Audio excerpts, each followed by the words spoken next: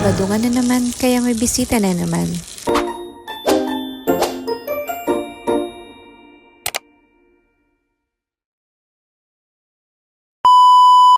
At andito nga si Luna. Hi, it's me, Yana. And for today's ganap nga ay eto ako naglilinis ng front yard. Dahil nga may pabisita daw si madam kaya kailangan natin linisin ang ating front yard. Hindi ko nga ito madalas linisin dahil hindi naman masyadong nagagamit. At dahil hindi rin naman ganun kadumi dahil mga dahon at mga bird poop lang naman ang madalas na dumi nito. At isama na rin natin ang favorite spot ni Luna tuwing gabi. Napakaliwalas nga ng panahon ngayon kaya naman madaling matuyo itong upuan. Back to kusina nga na tayo pagkatapos ko ngang maglinis sa labas. At dahil nag-request kasi amo ng spring roll kaya naman on the spot natin siyang gagawin. Mga kapitbahay lang din naman ng mga bisita kaya naman hindi naman gaanong kagarbo ang ihahanda ko. Kumbaga mga finger foods lang kasi magiinuman lang naman sila. Kumbaga catch up lang muna bago mag Holy Week. Nag-prepare nga ako ni amo ng chicken wings at itong spring roll na gagamitin namin mamaya. Alam nyo ba tuwing nagsasabi si amo na may bisita ay lagi kong pinagpipray na sana hindi matuloy. O alam ko pati kayo ginagawa nyo rin.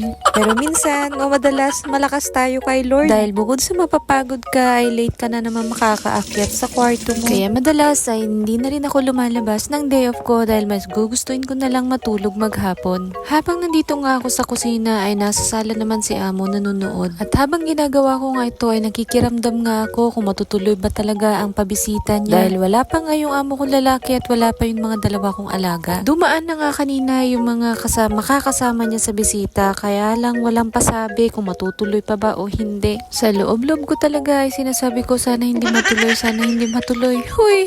Minsan nakakaramdam talaga ako ng pagod. Yung pagod na hindi mo alam kung anong klaseng pahinga ba talaga ang hinahanap mo. Madalas o araw-araw na nga akong nakakaramdam ng homesick kaya gusto ko na talagang umuwi. Kaso nga hindi pa mamaari dahil may mga sitwasyon ng mga bagay-bagay pa na kailangan tapusin o gawin. Nasa part na nga talaga ako ng buhay ko na gusto ko na lang sumuko pero dahil sa mga utang ko ay talagang pinapalakas ang loob ko. Yun na lang talaga ang nagiging motivation ko araw-araw para magpatuloy. Napapanghinaan ka man ng loob ngayon pero isipin mo na lang darating din yung araw na masasabi mong worth it din pala ang lahat ng paghihirap at pagsasakripisyo ko dito sa abroad. Sa ngayon, konting tiis-tiis na lang muna kahit nakakasawa na ang araw-araw na ginagawa. Ang mahalaga ay nakakapagbayad ka ng bills at hindi ka inaalipusta at hindi ka rin nagugutom. Pero madalas, mental health nga naman talaga ang kalaban. Sa ngayon, stable pa pero sana wag tayong mabuwang dito. Pagkatapos ko nga gawin to ay itatabi ko na muna dahil imamarinate ko naman yung chicken wings para sakto na lang mamaya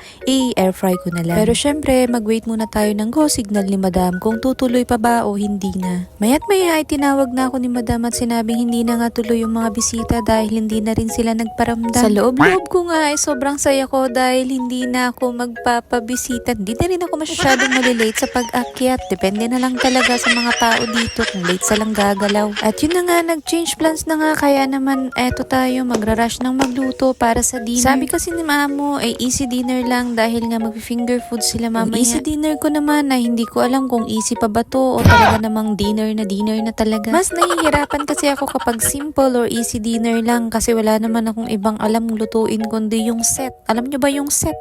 Yung may kompletong gulay, karne, isda, sabaw, kanin. Alam niyo yun, yung very Chinese talaga ang attack. Kaya ang ending, kailangan kong ilabas ang aking superpowers para naman complete ang ating attendance. Uy. Yung tipong pagod ka na pero kailangan mo pa rin mag-English. Ay, ewan ko na lang talaga. O siya, hanggang dito na lang. Salamat sa panonood. Bye!